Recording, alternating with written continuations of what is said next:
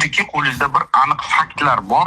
O'sha Gulirona Qosimova haqida что ko'rgansiz, bilgansiz, что ichki ishlar xodimlari bu joyda qilmaganligini, o'sha haqiqatdan ham yechintirmaganligini siz aniq faktingiz bor deb gapirdingiz-da, keyin bundan boshqa narsaga nimaga urg'u beryapsiz? O'sha tarmoq faollari ichki ishlarni qoralash maqsadida harakat olib boryapti degan ma'noda gapiryapsiz. Siz so'zingiz ma'nosidan shu chiqib kelyapti. Siz chiqarib olyapsiz-da. Siz shuni xohlayapsiz. Yo'q, men uni xohlamayapman. Shuni xohlayapsiz. Uni so'raydi-da, jurnalist odam xulosa qilmaydi. Jurnalist odam savol so'raydi. Shunaqami deb so'raydi. Sizdan shunaqa chiqyapti degan narsani u prokuratura, sud shunaqa qilib so'raydi keyin u. Siz prokuror emassiz, to'g'rimi? Otabek Jo'rayev birovni mashinasini minib yurganligi va u o'sha nizo bo'lganligi qotgan narsalar hozir bu joyda nima uchun yuzaga chiqaryapsiz? O'sha narsalar nima uchun gapirildi? Chunki u Shotlandiyani ko'tarayotganini gapiryapman. Yo, siz unga qo'ng'iroq qilmasdan oldin ko'tardingiz bu masalani. Ha, chunki u o'sha Shotlandiyani undan oldin gapirdi-da, o'zini jonlisida. Endi hozir bu joyda biz harakat qilyapmiz ichki ishlar xodimlarini qonuniy qilayotgan faoliyatiga qarshi, misol uchun o'zini xizmat vakolatidan foydalanib harakat qilib bo'lgan xodimlar bor va rahbariyat aynan vazirlik bu narsani so'rayaptiki, o'sha tarmoq faollari shunaqa holat bo'lsa bizga yetkazib bering. Biz o'zimiz tizimimiz ichida harakat qilib ularni tozalaymiz. Tozalayapti. Sud narsani gapirishyapti. Sud aybladi ularni, aybi bor, ayblab qildi. Meni asosiy ya'ni bildirgan fikrlarim meni ham shaxsiy fikr deb 10 martalab takrorladim. Bu mavzular aybdor odamni sud ayblaydi. Men ayblamayman. Endi sud ayblamasa, misol uchun Gulirano ba'zi narsalarni aytayapti. Manaqa bo'lgan, meni yechintirishgan, urgan degan gaplarini sud e'tirof qilgani yo'q. Shundan kelib chiqib aytayapmanki, bular hali isbotini topgan uchun xolis bo'lib, hozir bu joyda biz ham xolis bo'lib yorityapmiz. Ya'ni yo'q, hozir siz xolis bo'lmadingiz-ku menga bergan savolingizda. Qanday xolis bo'lmadim? Qaysi? Manaqa ma'no chiqyapti sizdan. Siz ayblayapsiz, deyapsiz. Men buni tarmoqqa chiqib emas, aynan o'zingizga qo'ng'iroq qildim. Noxolislikda bu. Bu noxolislik qachonki ommani oldida bo'ladi. Yo'q, noxolislik ommani oldida ham bo'ladi, shaxsiy gaplashganda ham bo'ladi. Siz jurnalistsiz, to'g'rimi? Yo'q, jurnalist emasman. Siz jurnalistikani o'zi shu men bir taklif kirgizmoqchiman-da. Qo'lida hujjati yo'q odam shu blogerman deb chiqib olib xohlaganini qilyapti-da. Saviya yetmaydi, fikriy dunyoqarashi to'g'ri kelmaydi. Soha egasi emassiz siz. Bilmayapsiz jurnalistning vazifasi nima? Bilmayapsiz. Siz meni ayblayapsiz hozir. Siz prokuror emassiz-ki, to'g'rimi? Yo'q, ma'no chiqib kelyapti. Siz gapirdingiz, shunaqa dedingiz. Yo'q, o'ziga e'tiboringizni qaratyapman. Yo'q, meni e'tiborimni qaratmang.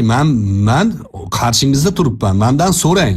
Siz mana shu gaplarni gapirganda nimani nazarda tutdingiz deb so'raysiz, jurnalist bo'lsangiz. Agar jurnalistik faoliyat qilsangiz. Xo'p, mayli. Siz aytganday bo'la qolsin, mayli. Men aytganday bo'la qolsin emas. Otingiz Xurshidmidi? Xurshid. Jurnalistikani qoidasi shu bu. Bo'ldi. O'sha siz aytgan qoida bo'yicha harakatlanamiz bo'lmasa, aka. Hozirgi o'sha Gulirano Qosimovani aynan yechingan videosini ichki ishlar xodimlari tarqatmaganlikda qo'lingizda aniq fakt bor. Yo'q, taxmin bor, chunki bu haqida bayonot rasmiy bo'lmasa ham bayonot berdi Shohrux G'iyosov. Ichki ishlar tarqatmagan, bu nechta odamning qo'lida bor, kimnidir adovati bo'lsa tarqatgan bo'lishi mumkin. Yana undan tashqari u tarqatganlarga tarafdor emasman. Noto'g'ri qilgan tarqatganlar. Yana bir narsa, dastlab sud majlislari boshlanmasdan oldin o'sha siz qanaqadir bir hujjatga ega bo'lmagan, jurnalist bo'lmagan shaxslar tomonidan sud protsessiga fikr bildirildi, ijtimoiy tarmoqlar orqali chiqarib yoritildi bu narsa. Dastlab sud majlisi yopiq o'tayotgandi. Rahbariyat bundan xabar topganidan keyin sud majlisi ochildi, ya'ni ochiq sud majlisiga aylantirildi va o'sha ichki ishlar xodimlarini qilgan noqonuniy o'sha mayli o'sha o'zini xizmat vazifasini to'liq bajarmagan degan ayblov qo'yildi deylik. Lekin hali bu narsa qorong'u bo'lib turibdi. Chunki qolgan 9 ta xodimga nisbatan ham hali xizmat tekshiruvi o'sha prokuratura sohasida qayta ko'rib chiqilyapti bu masala. Jinoyatga huquqiy baho berilishi. To'ppa-to'g'ri, ularning endi sudni ishi, prokuratura, u yerda advokatlar, bularning vazifasi. Endi mendan shaxsiy fikr haqida so'ramoqchi bo'lsangiz, nima uchun yopiq bo'ldi, keyin ochiq bo'ldi desangiz, yopiq bo'lishi ayolning sha'nini himoyasi uchun bo'lgan bo'lishi mumkin. Bizda O'zbekistonda bir inson bir jinoyat qilishlikka misol uchun haqqi bor. Jinoyati isbotlansa jazolanadi. Uni o'zi sistemasi bor, yo'nalishi bor. Endi mana 120 bilan ayblandi u Sherali Komilov degan. Uni ham yopiq sud qilib o'tkazishdi. Nimaga desa, bu o'sha insonni, o'sha guvohlik beradigan uni partnyorlarini ommaga oshkor qilishlikdan himoya qiladi. Tizimni vazifasi shu, inson huquqlarini himoya qiladi. Gender tengligi degan narsa shunda ko'rinadi. Ayolmi ayol, uni ham himoya qilish kerak deyapti. Endi yalang'och videolari borligi ularning qo'lida bor. Mana shu videolar ochiq sudda hammaga oshkor bo'lib ketsa, noto'g'ri degan tushuncha bo'lgan bo'lishi mumkin. Meni shaxsiy fikrim bu. Nimaga ochildi? Menimcha bosim bilan ochildi. Bosim orqali. Esingizda bormi? Bir qaysidir universitetning rektoriga bir qizni xuddi shunaqa qilib jurnalistlar bosim qilib ko'tarib chiqqan edi. Esingizda bormi? U qiz 2-mi 3-chi etajadan tashlab yubordi o'zini deb. Eslaganda bo'ldim. Shu voqeani bir eslang. Birorta jurnalistman degan, birorta blogerman degan odam chiqib uzr so'ragani yo'q. Xuddi shu hodisani o'zi bo'lgan edi. U qizni yig'laganiga, u qizni mana shunaqangi gap so'zlariga hammasi hissiyotga urg'u berib, rektorni ayblashgan edi. Menimcha ishdan ham ketgan edi u. Lekin natija nima bo'ldi? Rektorning aybi yo'q. U qiz keyin boshqa joydan videolar chiqib ketdi. Shunaqa qiz ekan u. Mana shunaqangi narsalarni ko'tarish to'g'ri emas deyapman. Men qadriyat tomondan qarayapman. Men prokuror emasman, sudya emasman. Qadriyat tomondan aytayapmanki, o'zimizni auditoriyaga, meni ham quloq solgan yaqinlarimga, do'st aka-ukalarimga aytayapmanki, shu mavzuni ko'tarmanglar.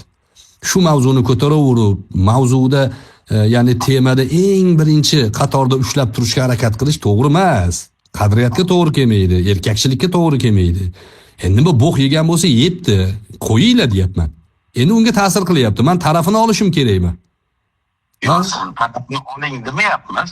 Bu joyda siz degan fikrga kelyapmiz. Yo'q, yana ajoyib gap gapiryapsiz. Siz men deganda sizni aytmayapman. Siz menga taraf bo'la olmaysiz. Men bir fikr bildirar ekanman. Aynan Gulirano aytgan tema bo'yicha gapirib berishim kerakmi yoki Jahongir To'laganov zakazi bo'yicha gapirishim kerakmi? Nimaga boshqacha fikr bildirishimga toqatsizlik qilyapti ular? Mana siz ham misol uchun nimaga toqatsizlik qilyapsiz? Meni fikr bildirishga haqqim bormi? Qonuniy asosda aybli bo'lsa, ustimdan ariza yozsangiz, yozishsa, sud bor ko'rib chiqadigan. Men agar uni fohisha, zinokor, palonchi dayus degan bo'lsam, javob beraman. O'zbekiston u unaqa hissiyot davlati emas, qonun davlati. Men aqlim, hushim joyida, nima deyotganimni bilib aytayapman. Meni jumlamni mana Otabek bilan bo'lgan suhbatni eshitibsiz hozir. Otabek tushunmayapti jumlani. Chunki u maktabda ham yaxshi o'qimagan ko'rinishidan. Endi men tushuntirib bersam, kecha nima gapirmagandingiz buni deyapti. Kecha ham xuddi shuni gapirganman. Sen jumlani eshit, sen xohlagan narsani gapirib bermaganim uchun jirinlayapsanlar deyapman. Haqqim bormi yo'qmi fikr bildirishga? Meni ham 100% haqqim bormi yo'qmi? Yo faqat meni blogerman deb o'sha Guliranoga o'xshaganlarning tarafini olganlarninggina haqqi bormi? Tarafini olgani nimasida ko'rdingiz? O'sha aynan Otabek Jo'rayevni, Sirojiddin Mediani aynan ichki ishlarni qoralab, buni aybi yo'q deyapti-da. Chiqishingizni nimada ko'rdingiz? Buni aybi yo'q deyapti-da. Aybi yo'q degan gap aytda bo'lmadi. Yo'q, umumiy ma'noda, meni fikrim bo'yicha, umumiy ma'noda ular o'sha Gulirano bu joyda qaysi jumlasida, qaysi videosida ichki ishlar aybdor Guliranoni aybi yo'q degan yo Sirojiddin Mediada, yo Otabek Jo'rayevda, yo boshqada ko'rdingiz? Birinchi kunuzda ko'rdim. Kunuz umuman katta bitta ssenariy qilgan. Bir ayolni mutlaqo mazlum qilib, uni urib, tepib, yechintirib, o'sha yoqqa olib borib, video olib qilgandek ssenariy yaratib qo'yishgan. O'shandan keyin boshlangan rezonans. Undan keyin ma'lum bo'lyapti. undan keyin ma'lum bo'lyapti. Bu da'volarning birortasi sudda isbotini topmayapti. Men buni tuhmat qildi deyishim ham noto'g'ri. Meni fikrim bo'yicha tuhmat deyishim mumkin, lekin buni tuhmatligini sud hal qiladi. Lekin bu joyda yetgani yo'q. Siz lekin xulosadan xabardorsiz. yo'q, hali u ularni ayblayapti-da. Bu to'xtash turibdi, hali ayb e'lon qilinishi mumkin ularga nisbatan. Yo'q. Lekin ularning aybi yo'qligini siz o'sha aytyapsiz-da. yo'q, uni aytmayapman. Yana siz meni eshitmayapsiz-da. Siz meni eshiting deyapsiz-ku, meni eshitmayapsiz. Men nima deyapman? Xurshid, men aytyapmanki, bu masalada kimni aybli, kimni aybsiz mavzusi sudning ishi. Aybdor qilishga harakat qilish prokuraturaning ishi. Insonlarning huquqini himoya qilish ichki ishlarning ishi. Jurnalistning vazifasi nima desa, muammoga odamlarning fikrini tortish. Bo'ldi. Jurnalist kimgadir hukm chiqarmaydi. Fikr bildiradi. Bir taraf fikr bildiryapti. Mana shu joyda Kun.uz Gulira'noni 100% mazluma qilib ko'rsatib, ichki ishlar borib uni yechintirib, ichkarida videoga olib, majburlab keyin shunaqa fonni qilib berishdi ssenariyni. Hozir jarayonlar davom etyapti.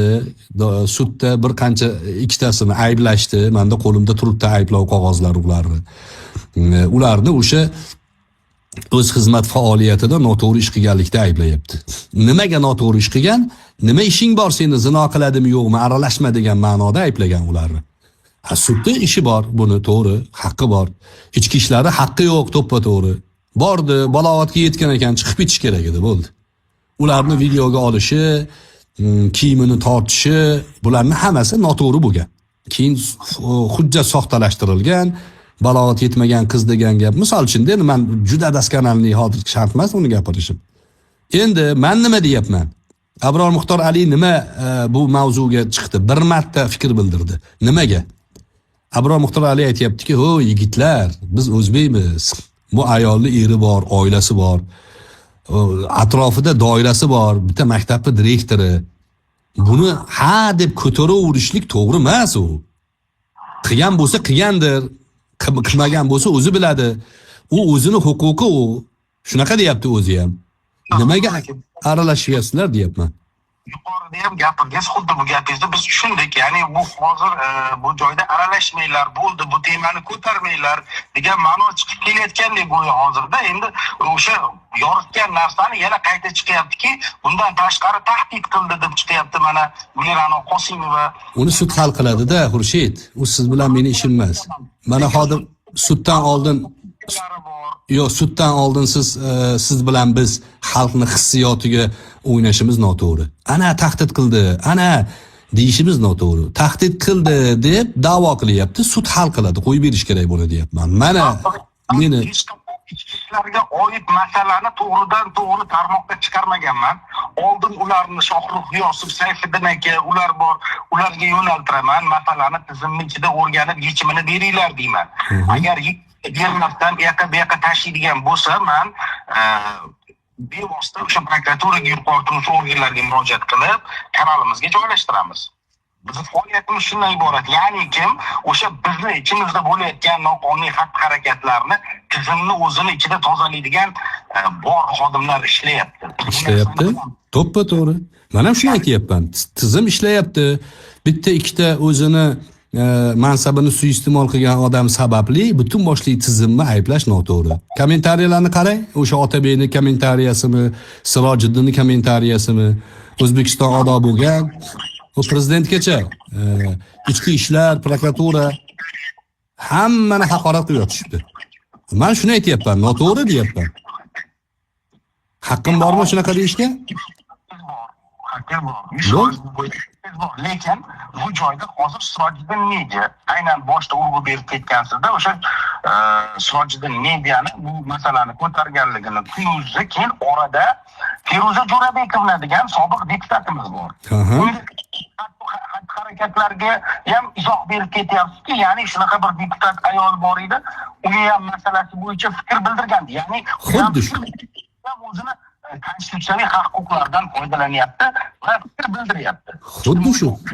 Xuddi shu, u ham fikr bildirishga haqqi bor. Men ham fikr bildiryapman. O'sha gapimda turibman. O ovoz g'alati bo'lib qoldi-ya. Abror aka, ovozim boryaptimi? Sizniki kelyapti, menga eho qaytyapti.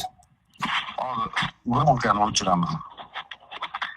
Qarang, hozir Zapis xohlasangiz men tashlab beraman zapisni. Eshitib turing, men o'sha sobiq deputat xotin to'g'risida ham o'shanda nima degan bo'lsam, hozir ham shuni aytyapman. Hozir Gulra'no masalasida ham o'shanda nima degan bo'lsam, hozir ham xuddi shuni gapiryapman. Nimaga bu mavzu ularga alam qilyapti, shu mavzuni ko'tarib yurganlarga? Chunki ularni to'xtatlaring, prosmotr yig'aman deb bir insonni taqdiri bilan o'ynashmalaring degan gapim yoqmayapti. Menga Abduqodir Mo'minov chiqqan o'sha paytda. Kel deganman, o'tirganmiz, gaplashamiz deganman. Nimaga olib chiqyapsan? Men mana shuni olib chiqishligingni daistlik deb bilaman deganman. O'sha paytda Abduqodirga aytganman. Sirojiddinga aytganman. Sirojiddin kelgan bir guruhimizga bizni. O'sha yerda o'tirib gaplashganmiz. Xo'p, mana shu xuddi siz bilan gaplashgan singari gaplashganmiz. Hozir meni siz bilan taxminan 20 minutdan gaplashyapmiz. Birorta jumlamda madaniyatsiz jumla eshitdingizmi, yo'qmi? yo'q, madaniyat Haqorat qildimi sizni, tuhmat qildimi biror marta? Men hozir siz bilan gapimni eshitdingmi? Men tasdiqlash uchun aytyapman.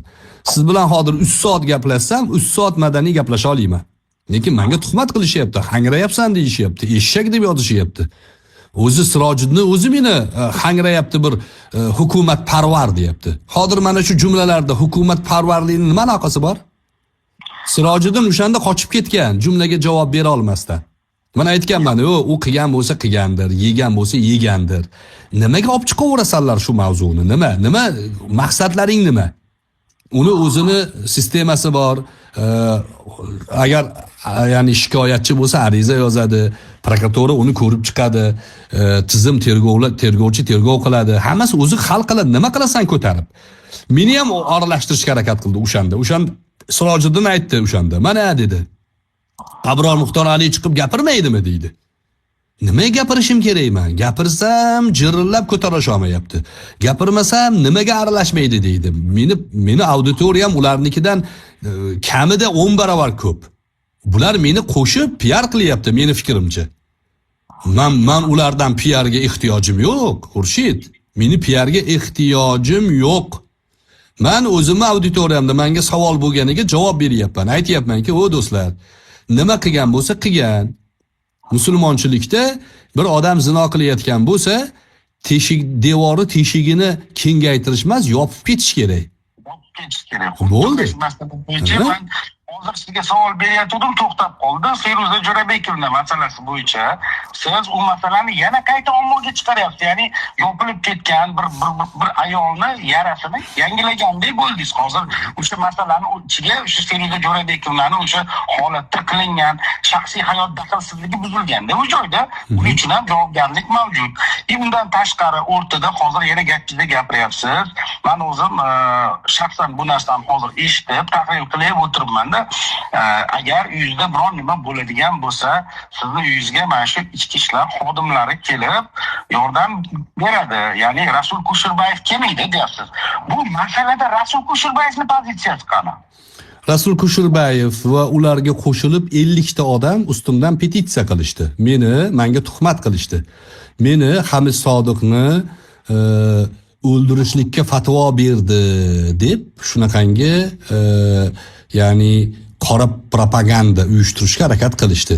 Meni mavzuyim bu yerda Gulra'no ham emas, sobiq deputat ayol ham, Otabek ham, siz ham hech kim emas. Meni mavzuyim millatimizni ustida bo'lishi mumkin bo'lgan rangli inqilob proyektlarini ko'rib bilib turganimdan ogohlantirish. Bular proyektlar. Meni fikrim bu. Mayli, har kim o'zini qarashiga ega. Madaniy suhbat qilsa, Luboyev bilan suhbat qilaman. O'sha kunlari aytdim men. Kusherbayev keladimi? Tashanov bo'ladimi? Bir 50 talar kelinglar. Mana siz bilan ham mana madaniy gaplashyapman. Sizni yig'ing shularni hammasini. Mana shu mavzularni nima uchun ko'taryapmiz-u, nima uchun biz ko'tarsak sizlar ko'tara olmayapsizlar? Savollarim bor meni ham. Deyman ularga. Kusherbayevni siz bilan madaniy suhbatga men ham tayyorman. Xudo xolasa inshaalloh endi diniy taraflamaman. Sizdek unaqa aqlim yo'q, tushuncham yo'q, sizdek ilmim yo'q. Lekin hozirgi gaplaringiz bo'yicha, ya'ni Rasul Kusherbayevni bu temaga qo'shganingizni, o'sha sizni ustingizdan nima deyapsiz, petitsiya qildi dedingizmi? O'shaning uchun bu temani ichiga Gulira'no Qosimovani masalasiga aralashtirib o'tib ketdingiz. Shunaqa bo'ldimi? Unda Jo'rabekovani ham aralashtirdim shunga. Hamid Sodiqni ham gapirdim. Bu mavzuni men global mavzu sifatida ko'tardim. Shaxslar emas muhim deyapman. Meni auditoriyam meni yaxshi biladi. Bu mavzulardan odamlarni bilganim qadar ogohlantiryapman. U aralashmanglar shularga. Kimdir podelisa qiladi, kimdir like bosadi, kimdir izoh yozadi. Yozmanglar deyapman. Ko'tarilmasin, bu bizning millat, bizning xalq. Ertaga ko'tariladi, ozodlik olib chiqadi shu mavzuni. Ertaga BBC olib chiqadi. Men ham qarshiman mana shu ozodlikka, erkinlikka, mana shu biz ichimizdan chiqayotgan masalalar chiqmasin. Tushundingizmi? Meni mavzuyimni tushundingizmi demak? Mavzu Jo'rabekova emas ekanmi? Yo'q, siz masalani ichiga boshqa temani Yo'q, o'shani misol Xurshid, o'shani misol keltiryapman. Mana shu ishni ko'targanlar, bilasizmi o'sha paytda Jo'rabekovani kim himoyasiga chiqqan? Jahongir aka chiqqan. Yo'q, tashqaridan kim? Ozodlik. Ozodlik, Amerika ovozi, polni hammasi himoyaga chiqqan. O'sha paytlarda aytganman, bu ularga kerak mavzu. Bizni millat, bizni xalqni ular yaxshi bo'lishini xohlamaydi. Ko'tarmalaring deyapman auditoriyamga. Yana ham soddaroq qilib aytganda, oilamga, o'g'limga, akamga, ukamga aytishga haqqim bormi meni jonli efir qilib? Haqqim bor, 100% haqqim bor. Falonchi nimaga aralashtiryapsan? O'zi turibdi, nimaga aralashtirayotganimni aytayapman. Aslida insofli bo'lsa, Xudodan qo'rqsa, sal qalbida vijdoni bo'lsa aytadi. Abror to'g'ri aytayapti, bizni himoya qilyapti deydi. Men hozir Gulira'noga ham aytdim, seni himoya qilyapman aslida dedim. Seni mavzuing maydonda turaversa, hamma gapiraversa, sen qanaqa bo'ladi? Senga hamma videolaring hamma ko'radi, eshitmagan odam qolmaydi. Kerakmi shu deyapman. To'xtat, yop deyapman. Aybdor odam ayblanadi. Ariza yozdingmi? Yoz. Blogerlar qanaqa qilib blogerlarga sen ya'ni butun ommaga olib chiqishligini taklif qilyapsan. Seni haqqing to'g'ri. Men aytayapmanki, yo'q, olib chiqma deyapman. Yo'q, olib chiqaman deyapti. Bu atrofdagi aytayapmanki, sizlar olib chiqmanglar deyapman. Nima keragi bor deyapman. Tushundingizmi mavzuyimni?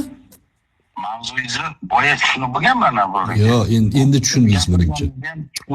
Yo'q, nimaga tushunaman-da. Kimni nimaga aralashtirganimni sababini sizga tushuntiryapman. Bu yerda masala shaxslar emas. Bu yerda masala millat, qadriyat. Biz O'zbekistonmiz. Meni ham fikrimni bir eshitingda, qarang, men bitta fikr bildira olmayman. Sizniki juda uzun bo'lib ketdi, qisqa fikrlashaylik.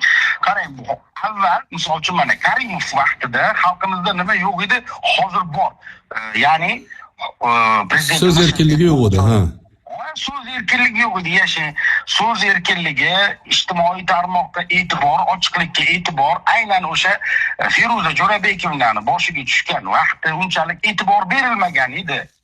Bu narsa eski qozon eski ish, yopiqlik qozon yopiqligicha qolib ketadi deb o'ylashganligi uchun Feruza Jo'rabekovni yuqoridan tashqaridan o'sha himoya kutdi. Ya'ni kim? Hozir mana Olim Sulaymonov mana ijtimoiy tarmoqda o'zini tarmog'iga ega bo'lib, o'zi o'sha haq-huquqlarini chiqaryapti. Men uni to'g'ri demoqchi emasman.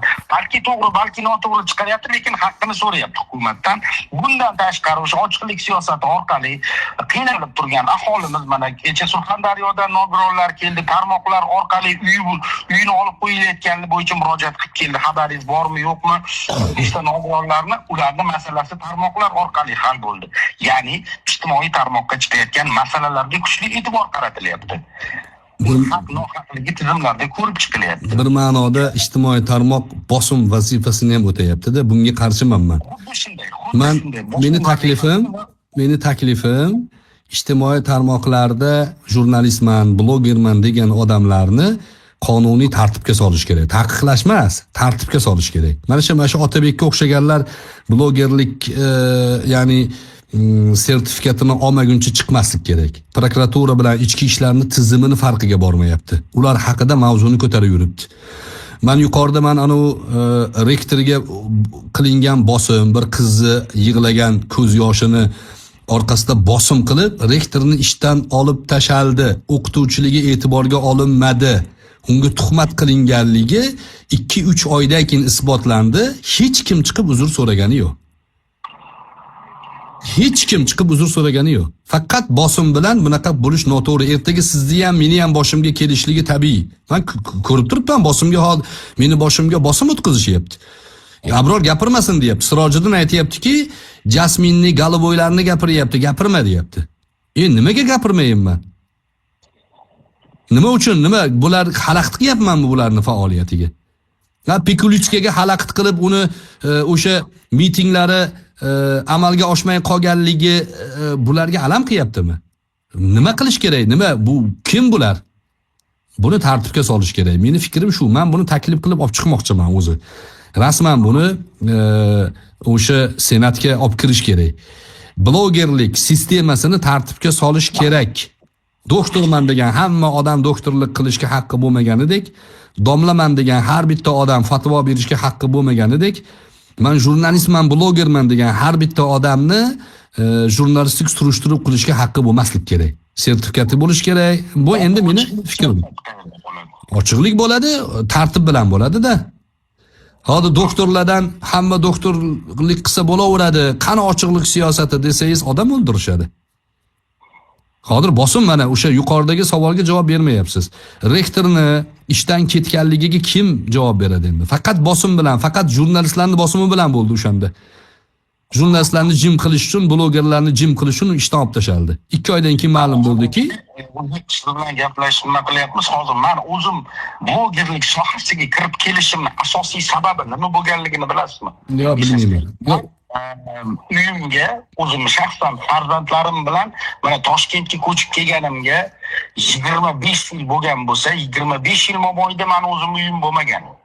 Men o'zim ishlab, peshini ter qilib 2 sotiq Toshkentda bir chetidan joy olib uy qurdim. Ba'zi bir tizimdagi, o'sha kadastr tizimidagi bir noinsoflar shu joyni sotdi. Shunchalik darajaga olib kelib qo'ydiki, meni o'sha uyimni buzib, bolalarim ko'chada qolish joyigacha olib keldi. Mayli, mana boshida bor u. Mana siz deylik qobiliyatingiz bor, sertifikatni olib, siz madaniy shaklda mana shuncha suhbatlashdik. Bir og'iz tuhmat, boshqa narsa chiqmayapti og'zingizdan. Hangradi qilmayapsiz, haqorat qilmayapsiz. Sizga o'xshagan odamlar sertifikat olsa, jurnalistik faoliyat, blogerlik faoliyat yurgizsa muammo yo'q. Hozir tizimda tartib yo'q. Xohlagan odam men blogerman deb shunday videoni qo'yyapti-da, xohlaganini gapiryapti. Mana shu Sirojiddin medialarida menimcha unaqangi boshqa faoliyatlarga meni e'tirozim yo'q. Bitta mana shu faoliyat kamida 20 marta video qo'ydi shekilli. Shuni bir dona chiqib turibman, o'zimni fikrimni bildirsam, meni hukumatparvar bir mulla hangrayapti deb post qo'yyapti. Qani bitta adekvatlik? Qani bitta madaniy suhbat? Yo'q-ku. Tartib bo'lish kerakmi, yo'qmi? Meni ham huquqlarim bormi, yo'q, men odam emasmanmi? Menga nisbatan любой tuhmatda qilishi mumkinmi ular? Yo'q, mumkin emas. Mumkin emas. Men hamma bilan arizalashib, hammani ustidan yozib vaqtimni o'tkazishga meni vaqtim ham yo'q, imkoniyatim ham yo'q. Buni davlat qilish kerak, buni sistema buni joyiga solish kerak. Fransiyada ham bor bu narsa. Germaniyada bor. Butun o'sha bular maqtayotgan davlatlarning hammasida bor. Xohlagan gapini gapirishga haqqi yo'q. Bizda jurnalistikada shunaqangi qoida bor. 5 ta asosiy qoida bor. Bittasi shu. Jurnalist bir kishini ayblashlikka haqqi yo'q. Ayb mana shu menimcha deb ko'rsatishga haqqi bor. San falonchisan, pistonchisan deyishga haqqi yo'q. Meni jumlalarimni mana shu suhbatdan keyin siz o'sha birinchi e'tiroz bildirgan Guli Ra'no haqidagi videoyimni bitta ko'ring-da, sizga master class bo'ladi. U yerda umuman birovni ayblash foni yo'q. Men aytayapman, mabodo qilgan bo'lsa, qilgan. Uni o'zini haqqi, o'shaning uchun ayblayapti mana u ichki ishlardagi qidiruv bo'limidagi bolalarni. U buni ko'taraverishlik to'g'ri emas deyapman. Fahsh ishni ko'tarishga olib boradi. Hech bitta odam buni aybi bor-ku, o'zaki baribir aybi bor. Aybi bor-da, o'shaning uchun ayblayapti deyapman u. Aybi bor-da. Administrativ ayb. Bu yerda bir narsani xalqqa shunaqa tushuntiryapti blogerlar. Nima ekmish? Guli Ra'noni odamlar o'sha ichki ishlar tizimi zinoda aybladi, fohishalikda aybladi. Guli Ra'no ariza berdi va ularni qamadi. Demak, Guli Ra'no fohishalik qilmagan ekan degan fonni yaratishyapti. O'ta primitiv, o'ta qonuniy asoslardan yiroq bo'lgan jumla bu. Mana shuni fonni yaratishyapti. Men aytayapmanki, "O'y, bu yerda ichki ishlarni administrativ xatolar uchun ayblanyapti. Guli Ra'noni fahsh ish qildimi, qilmadimi, begona erkak bilan yalang'och bir xonada turgan videosini muhokama qilaverish, olib chiqaverish, tarqataverish to'g'ri emas. Shuni tarqatayotganlarda dayuslikdan nasiba bor deyapman. Meni fikrim bu. Yo'q, mana hozir yana qaytib aytaman. Balog'atga yetgan bir erkak, balog'atga yetgan bir ayol bilan bir xonada kiyimlarini yechib olib quchoqlashib yotsa, hech kim borib bosib uni ayblamaydi. Siz hozir Abrorga sudlik masjidida ismlar chiqib qoladi. Siz aynan o'sha yalang'och videolarni tarqatgan shaxslarga nisbatan qarata gapirgansiz bu gaplarni. O'shanga va shu mavzuni yana ko'tarib olib chiqayotganlarga aytayapman men. Sud davom etyapti, tergov davom etyapti. Blogerlarning ishi emas bu deyapman. Blogerlar xalqqa bosim o'tkazyapti, hissiyotga urg'u beryapti. Hozir Otabek bilan suhbatlashganimda bir jumla aytdim. Aytdimki, "Kel" dedim, hissiyotlarni olib tashlaymiz dedim. Kan real gaplashamiz raqamlar bilan. Prokuraturaning vazifasi nima deyapman? Tizimni nazorat qilish deydi. Qaysi saviya bunaqa javob beradi? Bu saviyada prokuratura tizimni nazorat qilmaydi. Qaysi tizimmi? Nima deyapti bu? Lug'atni bilmaydi, men bilan fransuzcha tortishaman deyapti. Bu bo'lmaydi-ku bu deyapman. Bu mavzuni olib chiqmalaring, aynan Otabek sen olib chiqma. Nimaga sen bilmayapsan, lug'atni tushunmayapsan? Bu hissiyot bu millatning qadriyati, bilasizmi? Ana Pikulichga chiqib olib, "Sallarni ota-bobolaring bachchavoz o'tgan" deb mavzu ko'targan edi. Navoiyni bachchavozlikda, Boburni bachchavozlikda ayblashgan edi. Buni ayblamalaring deyapman. Bu yaxshi emas, millatga yaxshi emas. Butun boshli o'zbek xalqi Guli Ra'noni qahramon qilib ko'tarsangiz, Guli Ra'noni suratida shakllanadi. Kerakmi sizga? Sizni ayolingizni shunaqa Guli Ra'noga o'xshatishsa, yoqadimi sizga? Yoqsa bilmayman, yoqmasa men aytyapman, menga yoqmaydi deyapman. Ko'tarmalaring, buni qahramon qilmalaring deyapman. Haqqim bormi, yo'qmi, Xurshid? Bo'ldi, tamom. Men sud domlaga, rektorga urg'u berdingiz. Agar Guli Ra'noga o'sha qilingan xatti-harakatlar sud tomonidan aybli deb topilsa, ya'ni o'sha Guli Ra'no Qosimov sud jarayonlarida o'zi ma'lum bo'ldiki, videoda ham ma'lum bo'lyapti. Ya'ni o'sha xodimlar aldayapti. Men qo'limni tekkizmaganman, qo'limni tekkizishga ham jirkandim degan gaplarni gapiryapti. Lekin videoda aynan xodimlar uni ustidan kiyib o'sha yopib turgan kiyimda o'sha qanaqadir matoni tortib tashlayapti. Ya'ni uni joy ekansiz, Xurshid. Yuzdan aniqlasa bo'ladi.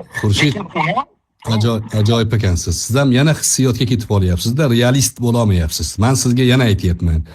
U bo'yicha aybdor deb topildi yigitlar. U bo'yicha sud harakatini qilyapti. Ertaga sud men nima demoqchi bo'lganimni bilasizda, Abror aka, qarang. Agar Guli Ra'no o'sha joyda sud prosesslari yakuniga yetganidan keyin o'sha holat bo'yicha siz uzr so'rab chiqasizmi? Ya'ni Guli Ra'no Qosimovani aybi yo'q ekan bu joyda. Yana hissiyotga urg'u beryapsiz. Nimaga uzr so'rayman, ayblamayapman-ku men. Guli Ra'no tuhmat qilyapti deganingiz ayb emasmi u? Hozir sud jarayonlarida Guli Ra'no tuhmat qilgan bo'lib chiqyapti. Guli Ra'noni ustidan hali bu masala bo'yicha sud fikr bildirgani yo'q, isbotlagani yo'q. Shohrux G'iyosov aytayaptiki, Guli Ra'noni da'volarini birortasi isbotlanmadi deyapti. Hozircha tuhmat maqomida turibdi. Ertaga G'iyosov bironta sud majlisida qatnashmagan. Endi yo'q, qatnashmagan bular hamma voqeadan xabardor bo'lib turadi baribir. Chunki vazifasi ertaga xalq so'rab qolishi mumkin. Yo, albatta yana bir narsani qayta takrorlayapman, yana qayta so'rayapsizlar. Hali Otabek ham 7 marta takrorladi-da, maqsadinglar meni og'zimdan Guli Ra'no iflos, fohisha, zino qildi, bir-biri bilan shunaqa qildi degan gapni chiqarib olmoqchiga harakat qilyapsizlar. Men unaqa demayman. Men madaniyatli, ziyoli insonman. Men nima oliy ma'lumotli odamman, filologman men. Nima degishimni yaxshi bilaman. Yo, davomli eshiting, jumlam oxirini eshiting. Men bu gapni gapirganim yo'q. Qayta ta'kidlayapmanki, bu ish sudyaning ishi. Ertaga Guli Ra'noni oqlasa, videolar hammasi montaj bo'lib chiqsa, Guli Ra'no oqlanadi, bo'ldi. Videolarni tarqatma degan gapim hali ham turaveradi. Yana men pyuristda chiqaveraman, aytaman. Men aytmaganmidim sanlarga deyman. Guli Ra'noni videosini tarqatmalaring, shu mavzuni ko'tarib olib chiqmalaring deganmidim deyman. Ha deysiz siz ham. Sud hal qiladi uni. Sudning o'zini vazifasi bor. Sud bu masala bo'yicha xolislik, odillik prinsipi bilan ketyapti. Yoki yon bosganni ko'rdingizmi birortasiga? Yon bosmadi, u sistemani tizimdagi ayblarni ayblayapti. Nimaga Guli Ra'noni ayblamayapti? Shikoyat xati yo'q. Meni bilishimcha, shikoyat xati berish ham xavfli. Baribir yana to'rtta bloger chiqadi-da, ana deydi, sud deydi endi. Ichki ishlar bilan til biriktirib deydi. Guli Ra'noni deydi, ustiga zulm qilyapti bechora To'marisni deydi. Qanaqa To'maris? To'maris oddiy narsami, yengil narsami? Xohlagan odamga nomini qo'yib qo'yadigan. Ani sobiq deputatni jadid deganda bittasi. Qanaqasiga jadid bo'ladi? Sizda bir milliy his, milliy g'urur bo'lish kerak, hamiyat bo'lish kerak. Любой lug'atni ishlataveradimi bular? Mayli, zapislaringizni agar yetkazmagan bo'lsa tashlab beraman men. Buni ham men qo'yaman, xudo xolasa agar rozi bo'lsangiz. Mayli, rahmat. Sog' bo'ling.